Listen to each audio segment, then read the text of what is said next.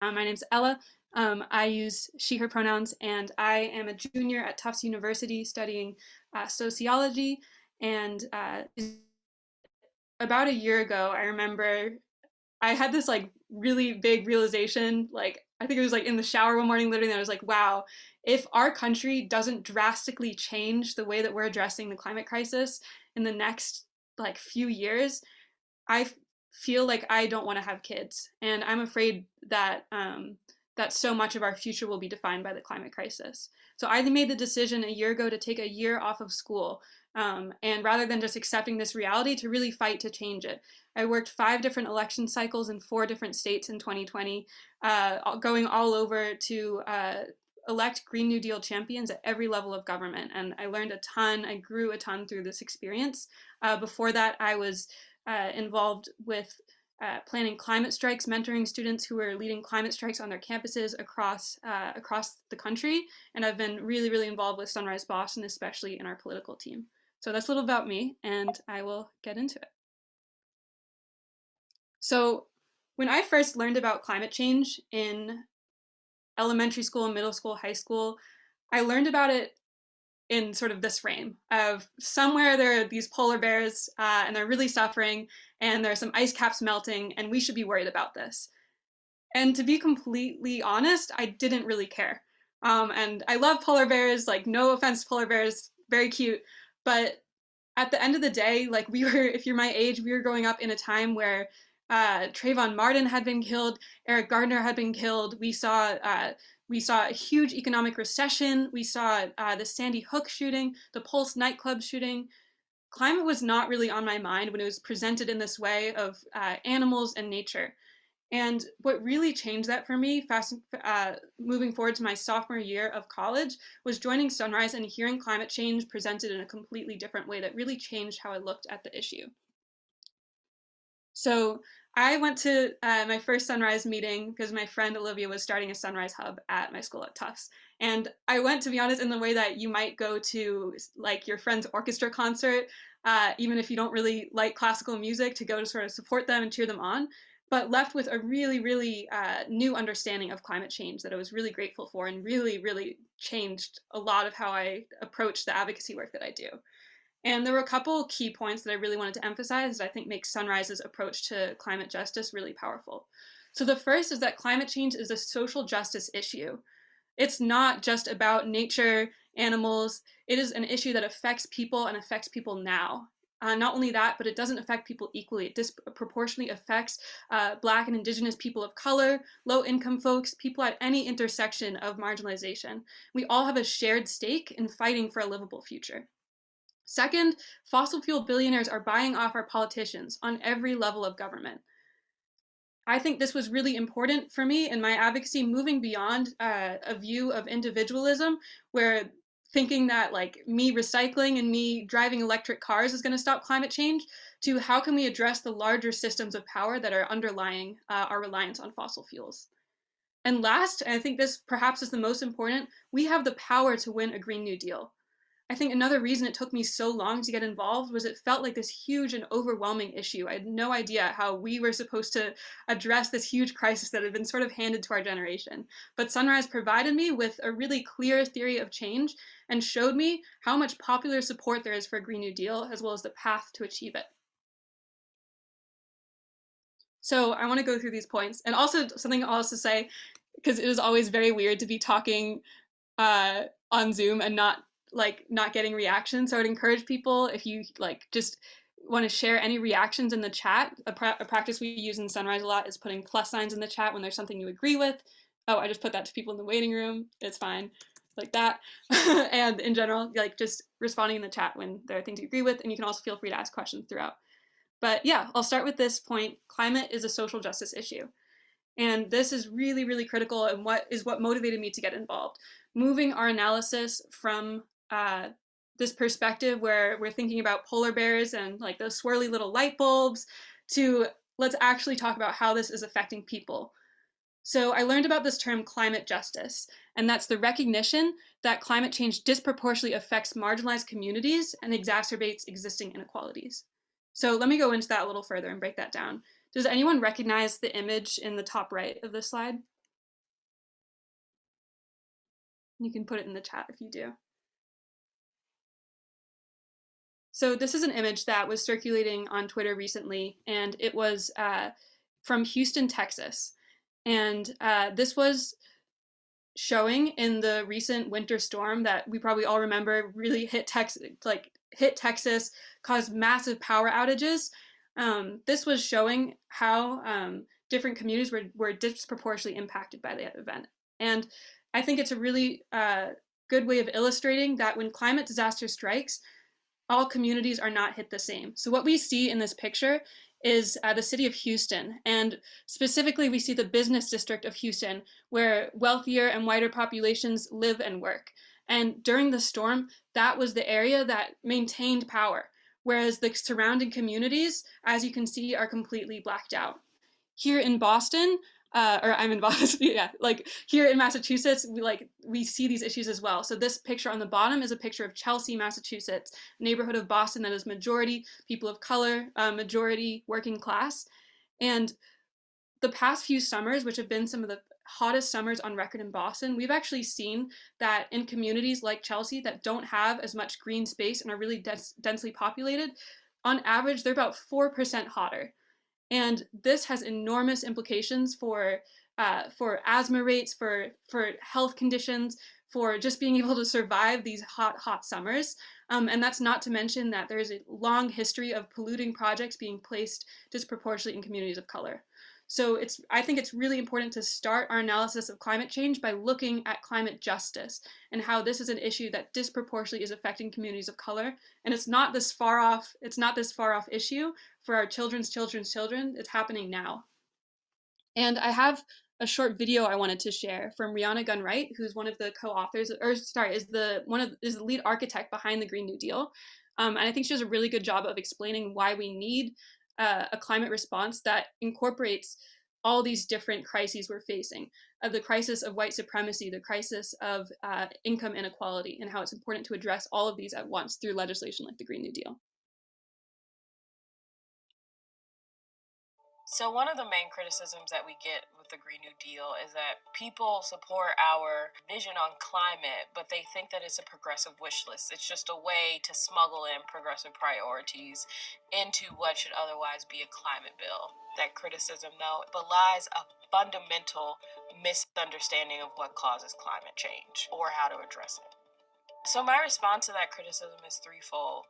The first is that climate change impacts certain communities more. People like to talk about climate change killing us all, but the truth is that it's going to kill certain people first.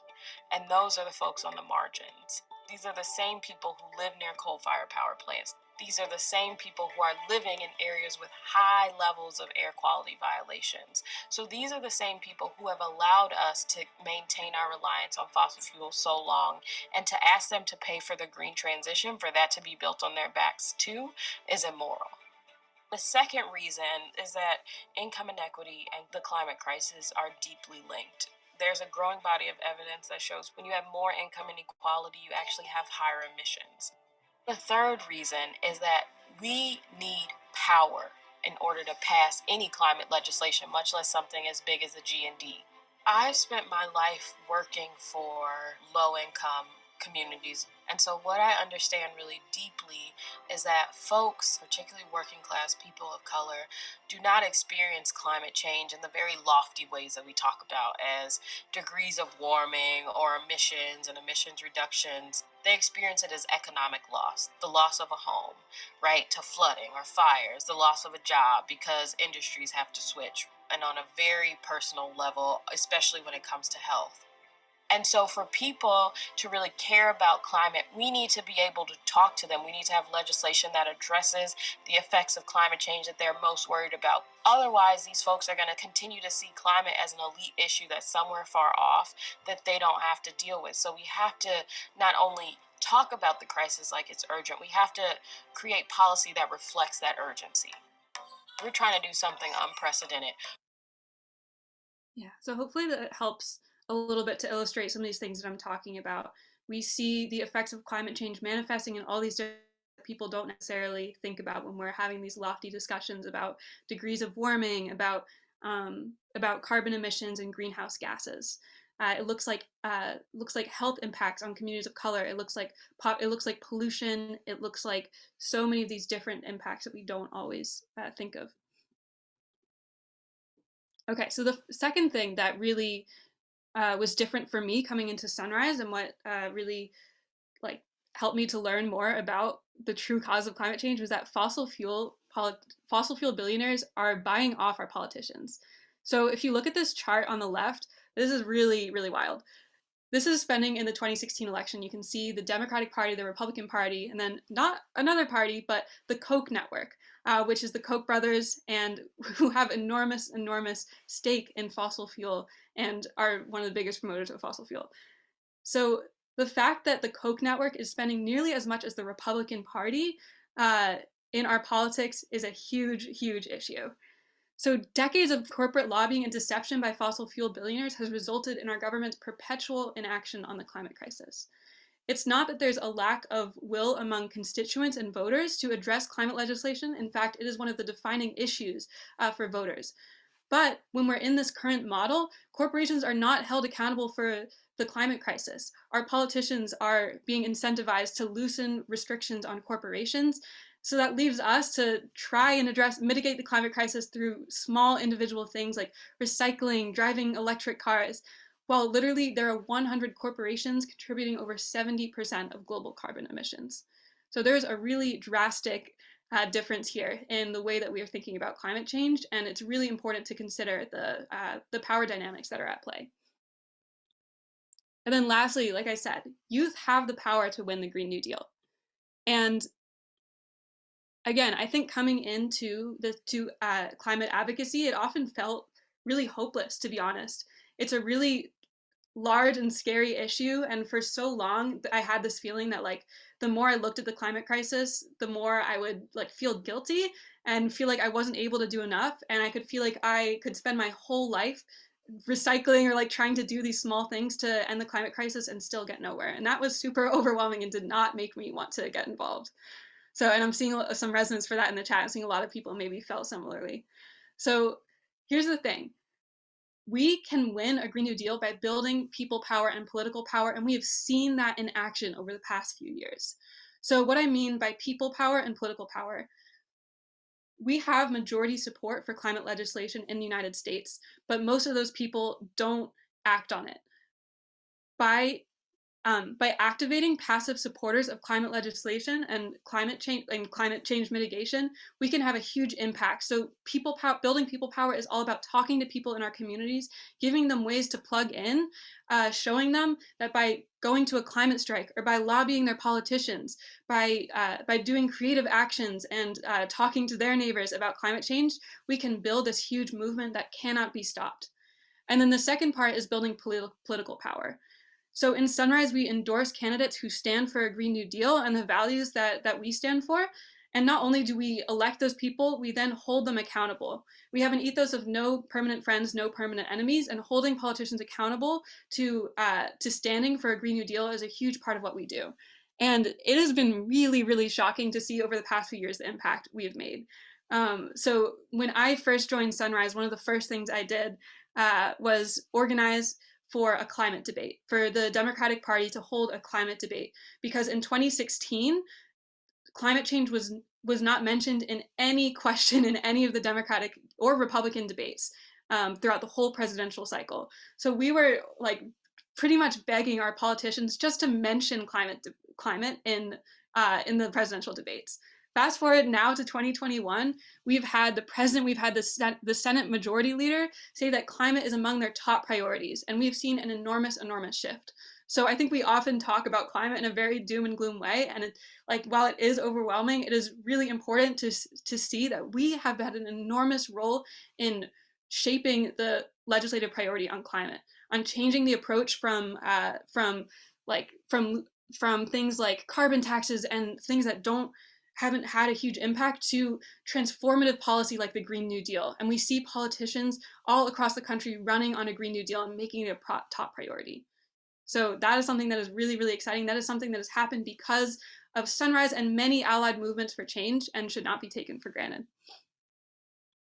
Okay, so now I want to take it back to Massachusetts. because I want to just bring it back locally, and this is a lot of where a lot of the advocacy that I do happens. So for a long time, I really assumed that Massachusetts was a progressive state when it came to climate change. And why wouldn't I? I was coming from New Jersey, a similarly progressive state, and I saw Massachusetts as this really like just the beacon of like progressiveness. I saw that Ed Markey, our senator, is literally the co-author of the Green New Deal in the Senate. I saw that in the Massachusetts State House, and the Senate, we have a Democratic supermajority, which means we have over 80% Democrats in our State House. And we have politicians on every level of government that year after year campaign on climate.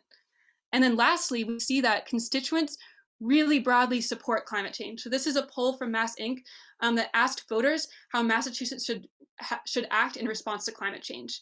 56% of people, the majority of people, said we should act ahead of other states, and 22% said we should act at the same time as other states. So across Massachusetts, we see broad popular support for climate legislation.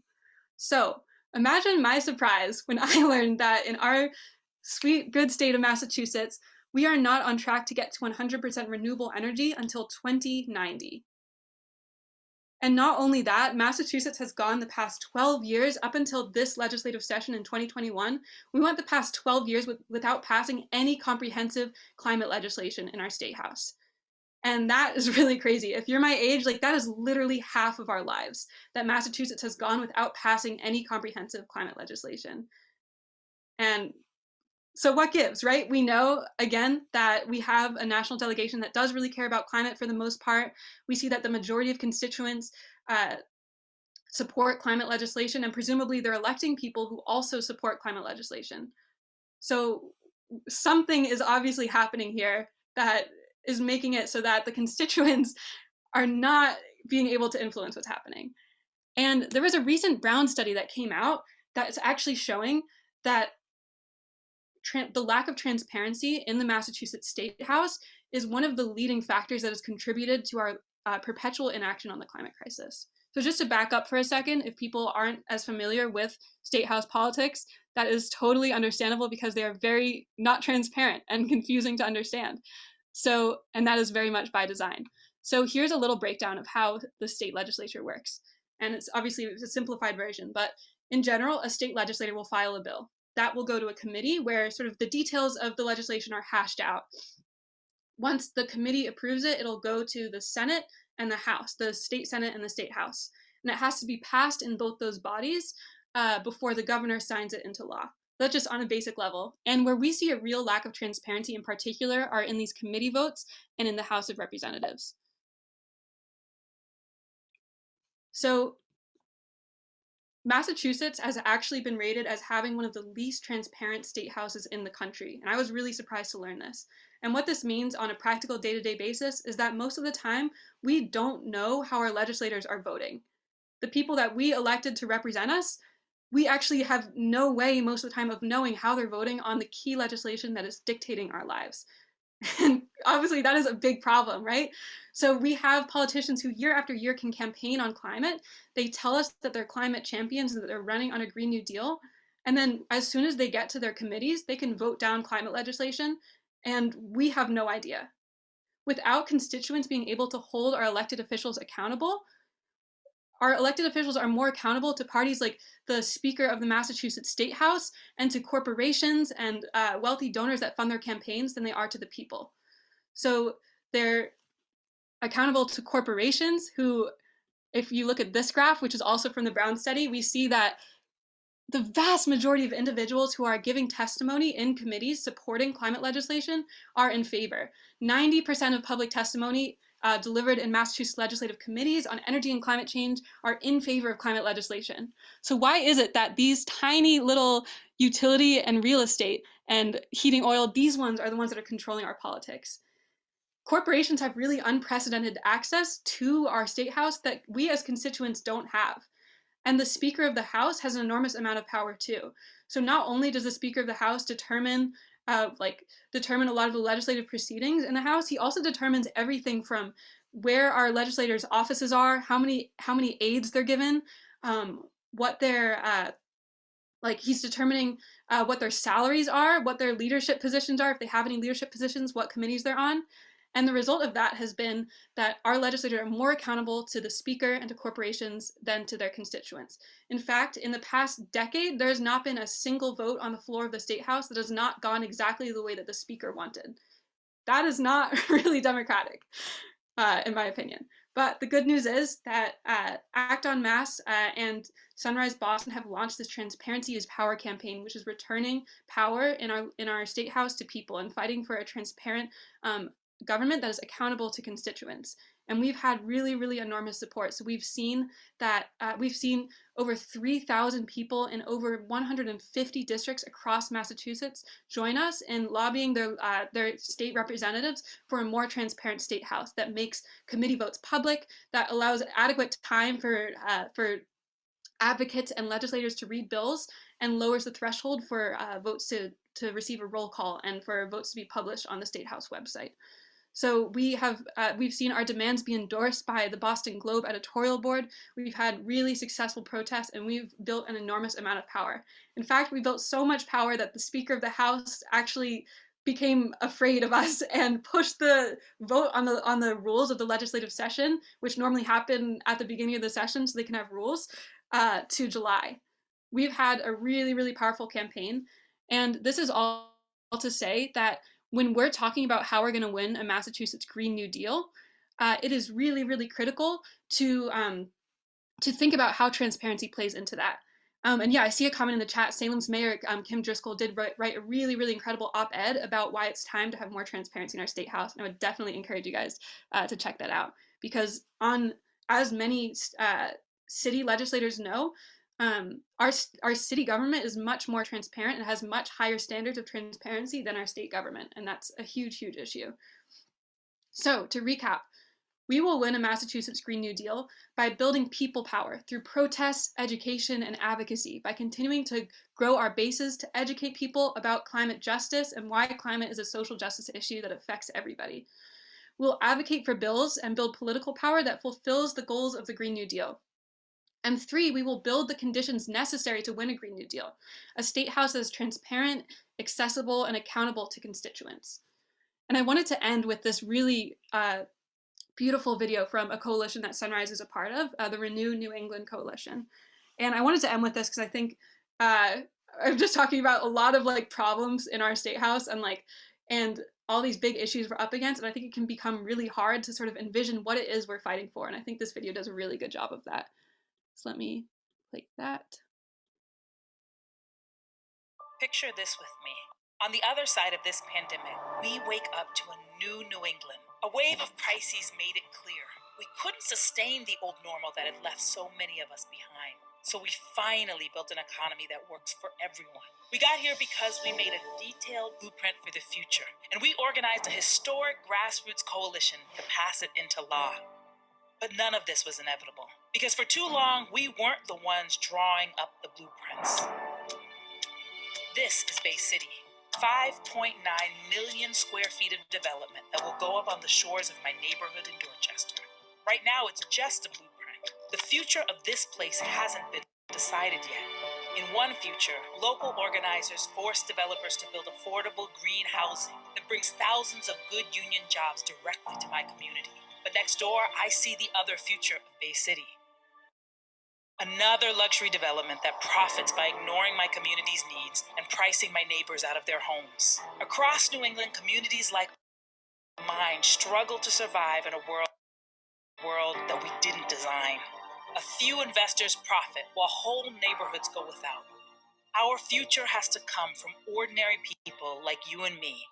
And in this moment of crisis, we have to think at a whole new scale. That's why this year, frontline communities, racial justice organizations, labor unions, indigenous communities, youth climate leaders from all across New England got together and made a plan. We're building the power we need to actually win in our states and show the country what's possible. Here's where we start. We put tens of thousands of people to work in good union jobs that pay a living wage. They build green homes in local communities across the region, driving down utility bills and cutting carbon. We invest in our farmers, building a regional network of small rural farms and urban community gardens so that no family has to go hungry. And we shut down polluting industries and frontline communities, funding cleanup projects so that everyone can breathe clean air and drink clean water. We always had the resources to take care of each other, and we always had the power. What changed? We got organized. A better world isn't just possible, it's necessary, and it starts with us. Yeah, I love that. That video literally gives me chills when I watch it. I think it's really, really powerful just to see like what the state could look like and how it's not, our future isn't decided yet and we have so much power to change that. So I'll just end with a couple ways to get involved. First and foremost, join Sunrise Salem. There's an awesome hub of Sunrise here at Salem State. I don't know if Joey's on this call. He might not be, but Joey is the hub coordinator for Sunrise Salem. You can follow them on social media, and there are lots of ways to get involved. Also, if anyone anyone on this call is from Sunrise Salem, definitely give a shout out in the chat, and maybe you guys can speak a little bit more about how to get involved. Another way is to join the Transparency is Power campaign with Act on Mass. And Sunrise Boston is now in on a coalition that, so we are co-running this campaign. So you can go to www.actonmass.org/the-campaign to get involved. We are getting ready to relaunch our campaign for the rules vote that's in July. And then the third would be to look up who your legislators are at ledgemap.org. If you're in Salem, your rep is likely Paul Tucker, and you can ask him to support these important bills that that the Renew Coalition, which the video is just about, including Sunrise, is fighting for. So there are two bills, Building Justice with Jobs, HD, if you can't read that, it's HD 3338, and Food Justice, which are two different bills here. But these are among some really, really important legislation, and I encourage you to advocate for these bills and also just to advocate for a greater transparency in our state. And with that, that's my presentation. So thank you all so much for listening and being attentive, and I'll be happy to take some questions.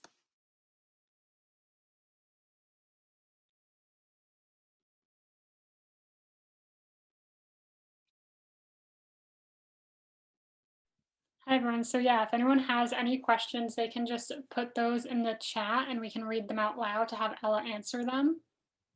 Or you can even unmute yourself and ask directly.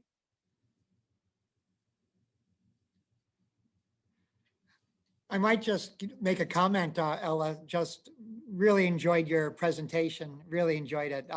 Those two videos were, they just really were captivating videos. I just want to let the audience know that back in 2008, under Governor Deval Patrick, we were a state leader in the climate legislation. So you are right. It's an unfortunate that 12 years have gone by.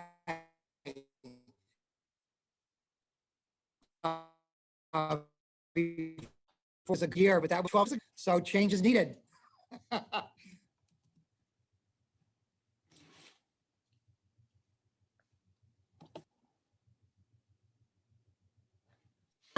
I have a question, Ella. So we know that the governor just signed into law Massachusetts' new climate bill.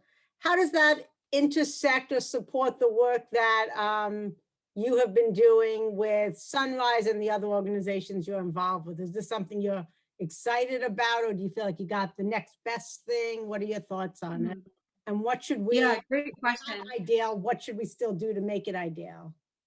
Great question. So for those of you that don't know, this is the Massachusetts Next Generation Roadmap Bill, and this is a bill that was recently passed. This broke the 12-year streak of no significant climate action, and it was just recently signed into law by Governor Baker.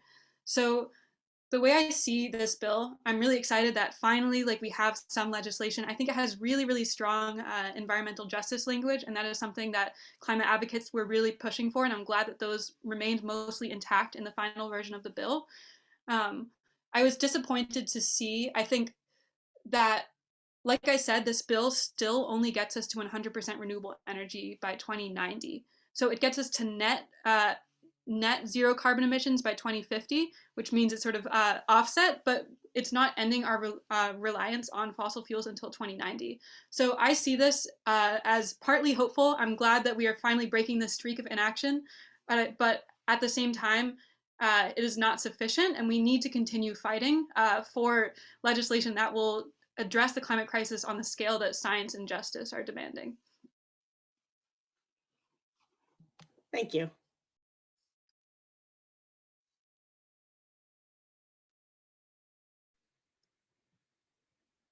And I'm seeing some questions in the chat. Are there bills other than the Green New Deal that would help the climate? Absolutely. So the thing about the Green New Deal is there is a Green New Deal resolution on the national level, but really the Green New Deal is more than just a single bill or resolution. It's a governing agenda. And what that means is it's a set of values that goes in many different areas and is addressing is laying forth the way that we need to address the climate crisis. It's saying that in order to address the climate crisis, we need provisions that make sure frontline communities, marginalized communities, are put at the forefront of recovery and have the opportunity to decide how we are addressing the crisis. It ensures that we are fighting for an end to climate change through the creation of millions of good jobs. And all of these things couldn't possibly happen in a single bill. So like I said, there are two bills. There are a couple bills that are happening in the Massachusetts legislature right now that have been filed. There's also, let me find this again. So these are two bills that Sunrise and the Renew Coalition are fighting for: building justice with jobs and food justice. These are two on local level.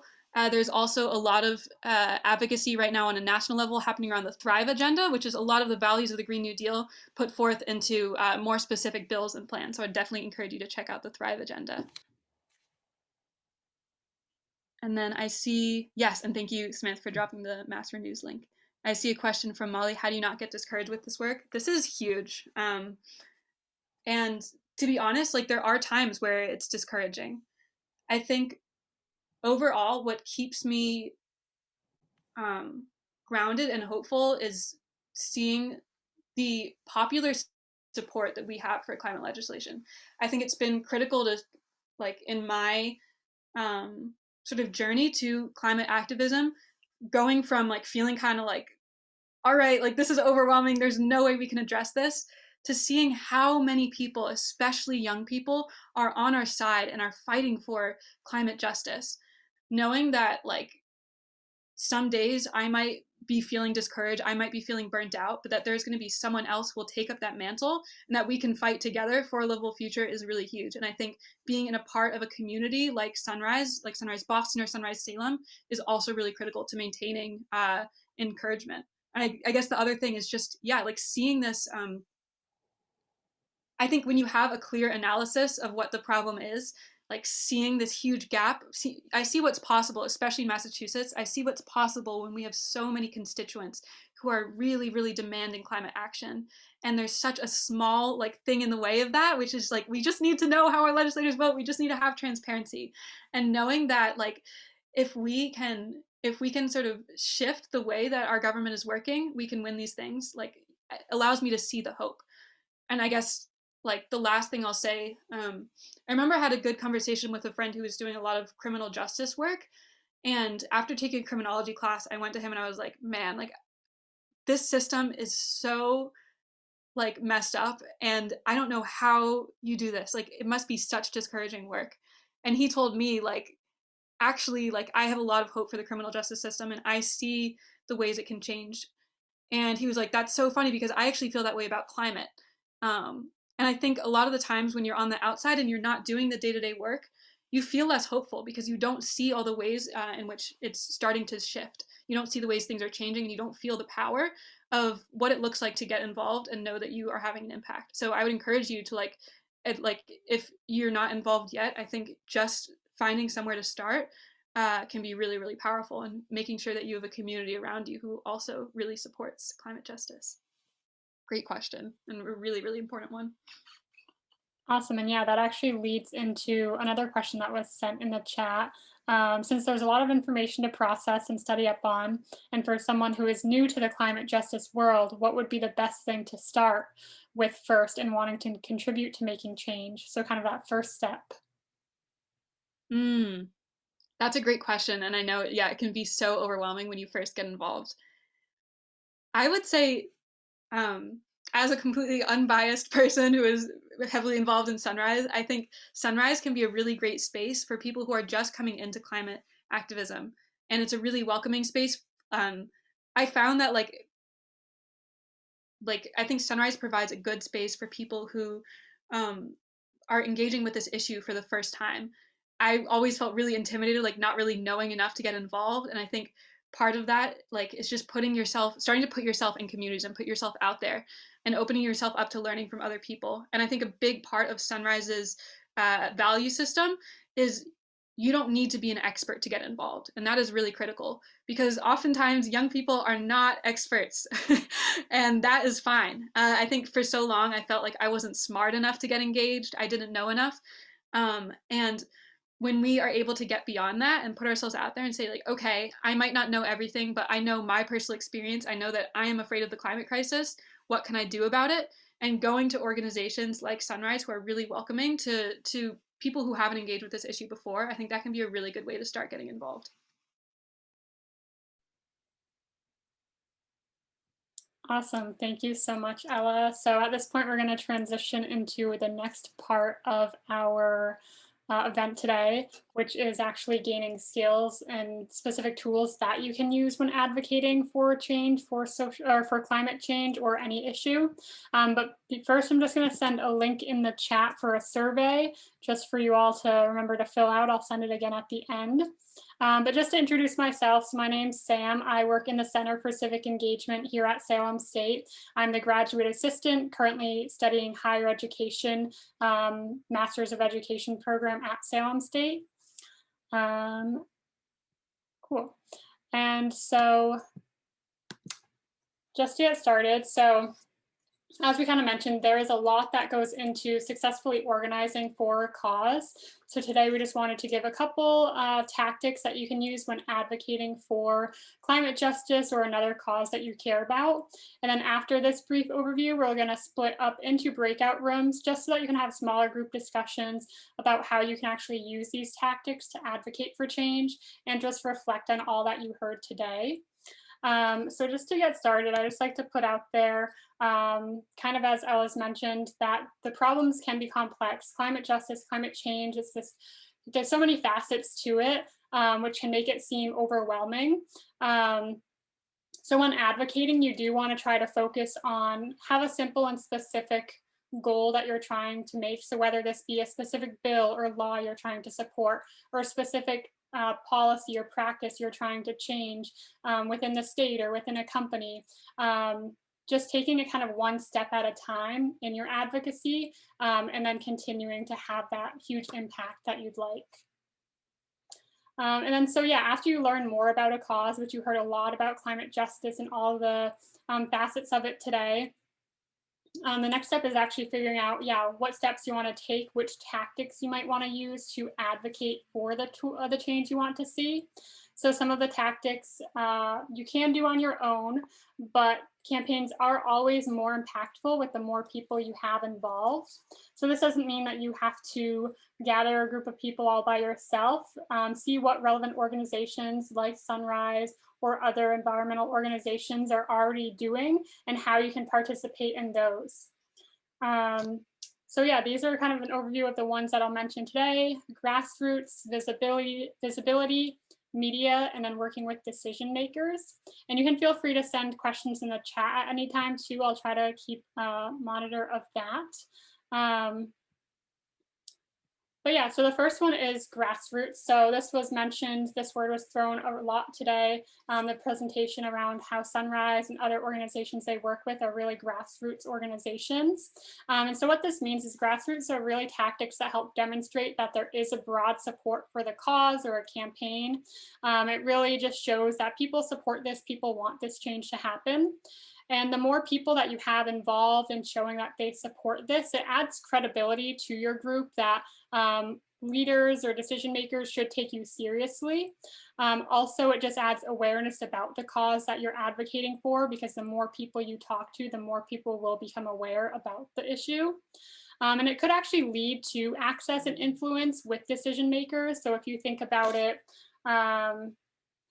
if you have 1,000 people sign a petition for something on campus, then obviously that could get you a meeting with the president of the institution to chat more about the cause that you're trying to advocate for. So this grassroots can lead to actual access to have conversations with those you're trying to influence. And so this really is, yeah, the people power behind campaigns. And some examples of grassroots tactics are petitions, calls, so calling your legislators, sending letters or emails, and also social media. So if you look in the bottom right of this slide, there's a couple students from Salem State actually who we hosted. The center was helping to advocate for a bill a couple of years ago called the Cherish Act, which increased funding for higher education. So we actually asked students to wear their debt. So on this piece of paper, they wrote how much money they were in debt because of them paying for higher education. So you probably can't see, but these ones actually say, I can't count that high or too damn much. But the purpose of this was really for them to kind of visually show that how much money that they're in debt, and they could actually take a photo of themselves like this photo, post it on social media, and actually tag their representative asking them to support this bill. So that's one way you can use social media to specifically ask your legislator for something. If a lot of people do this, then it will definitely catch their attention. So the next one, kind of related to what I was just mentioning, is also visibility. So this really is focused on building awareness about a certain cause, campaign, or group, which can lead to action. So if you think about it, people often have to see something really big and really flashy, or have to see the same thing multiple times before they actually like process it. So when keeping this in mind, you actually want to like saturate campus or do something flashy so people notice it. And this, again, can motivate people to take action or to want to get involved in your group. So some examples of this are, yeah, posters across campus or your community, chalking on the ground, sending emails, different props or stunts, and then again, social media. Thinking of social media, hashtags, like for the Me Too movement, hashtags have had a huge impact on visibility around certain causes or social justice issues. And looking at the examples that I have here, so this big turtle down in the bottom right, that's a prop that a lot of environmental organizations use when advocating for banning single-use straws or banning single-use plastic bags, really just to attract attention around this issue and get people started and talking about it. And then same with the photo up in the right, this is a person literally dressed in plastic bags, emphasizing the point that the average American uses 300 to 400 plastic bags per year. And they were advocating for banning single-use plastic bags because of the waste that it produces. So again, these are kind of big, flashy visibility things that you can do to draw attention to an issue and motivate people to take action on them. And so the next one is working with the media. So this is really around, again, educating and influencing a wide range of people, which could include your peers as well as the important leaders that you're trying to influence. And so this really turns the problem from something specific to your community or specific to your campus to something that the whole state or nationwide even could care about and support you behind. And when I mention, I'm very intentional about saying working with the media, because it is a relationship that you want to build with them. Because if the people in the media, the newspapers you're working with, understand your organization, the purpose behind it, what you're trying to accomplish, then they may be more likely to support you and include the work that you're doing in their publications. And so some examples of this, again, are letters to the editor. So actually getting a letter that you write published in the newspaper that a lot of people could read. Anyone who reads this newspaper could read and learn about your cause or hear your call to action. There's also opinion pieces that you could get published around the issue, educating people about it. There's press conferences, so actually inviting the media for you to come to present some presentation or some information around your cause. And actually getting news coverage for some of your events or your campaign overall. So again, just educating people about the type of events that you're doing, the success of your campaign and the momentum that it's building. Yeah, and I see Ella actually mentions that letters to the editor and op-eds have been a huge part of her strategy with Act on Mass. So actually getting people all across the state to write to their local newspapers about why State House transparency is important. And again, this, yeah, just emphasizes how many people can be reached and how it can motivate people, including those decision makers, to take action. And then the last tactic I want to talk about today was actually working with decision makers. So if you think about it, at the heart of all advocacy work is a person or a group of people who are the ultimate decision makers. They really decide if all of your advocacy effort is successful. And depending on what you're advocating for, this decision maker may be different. So a lot of the bills that Ella was mentioning today that are in Massachusetts, it would be your state representative or your state senator. So again, if you live in Salem, this would be Rep. Paul Tucker or Senator Joan Lovely. If it's something in your workplace, it might be your boss. If it's something with a company, it might be a CEO or president of an institution. So really thinking about who your decision maker is, who's in charge of what you're trying to make that change with. And again, I'm intentional here about working with them. So again, building a relationship with decision makers. It shouldn't just be you sending suddenly out of the blue a petition for a cause. It shouldn't suddenly be you sending them a list of demands for something that you want changed. It should be actually meeting with them and building a relationship beyond this. And this can be helpful because then they'll be more open to knowing who you are, knowing what you're advocating for, and being able to work with you through the process. A lot of times people might perceive it as like decision makers as being the enemy, like they're doing this terrible thing, but sometimes it really might just take a conversation with them for them to become aware that this issue exists, and then they're automatically in support of you and will work with you on how to make this change. So sometimes it doesn't even require petitions or all of these grassroots efforts, but really just having a meeting with your decision maker, presenting the issue and presenting why this change should happen. So some examples of this are lobby meetings, actually meeting with your legislators or with your supervisor, whoever it may be, to share this cause and share the change that you think would be beneficial. Inviting them to events, so actually for them to see in action what your group is doing to advocate for this cause or who you're engaging with. Sending updates about your work, so again, not always just communicating with them with demands or requests, but just updating them about, hey, we've gotten 100 more petition signatures in the last couple of weeks, or just updates about the work that you're doing so that they can be aware of that as they're continuing to think about the work you're doing. And then the last is endorsements. So this can be pretty powerful if you think about who may influence your decision maker. So this could be, I know there might be some bills that Senator Lovely supports that Rep. Tucker doesn't. If you get an endorsement from Senator Lovely, then maybe that would influence Rep. Tucker. And same with people in your workplace or at your institution. If you have administrators supporting this thing, it could influence the president to eventually support this as well. So really just leveraging who might be influencing your decision maker and how to utilize that. And so that is kind of an overview of the tactics I wanted to go over today. Today was an enjoyable day for me and my class, and I hope everybody who attended enjoyed it. And thanks to the Center for Civic Engagement and Samantha and Cynthia Lynch, just wonderful job. And I'll pass it off to anybody else who wants to say some closing remarks. And Ella, wonderful job. And Samantha, I really enjoyed your PowerPoint on the tactics. Very nice job. Awesome, thank you. Then I guess we're all set. So yeah, thank you everyone again for coming. And please feel free to connect with Ella. I know she sent her email in the chat. We'll send it out again in the follow-up email, and please take the survey. But otherwise, I hope you have a good rest of your day, and maybe see you at another Advocacy Week event.